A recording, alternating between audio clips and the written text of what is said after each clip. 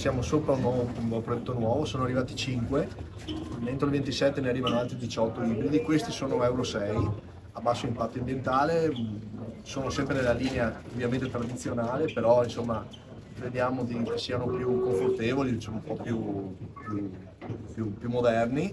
Abbiamo fatto un investimento di circa 150 milioni, 20 del comune, della società e 130 attraverso la Regione Veneto, fondi del Ministero dei Trasporti.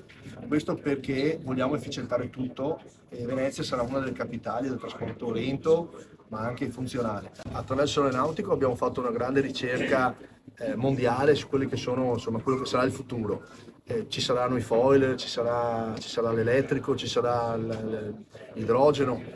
Stiamo proprio lavorando per organizzare tutte queste cose perché bisogna infrastrutturare la città. Stiamo cambiando, dicevo prima, con Enel tutti i cavi anche del sottosuolo per renderli più di spessore, per portare più energia elettrica, perché in futuro nelle case c'è sempre più bisogno, se no rischi di non avere più ai distacchi di corrente. Abbiamo già collegata tutta quanta Mestre, Marghera, Venezia, le isole con la fibra ottica e questo è importante per i giovani, per i ragazzi che vogliono iniziare nuove attività lavorative perché il futuro devi essere collegato.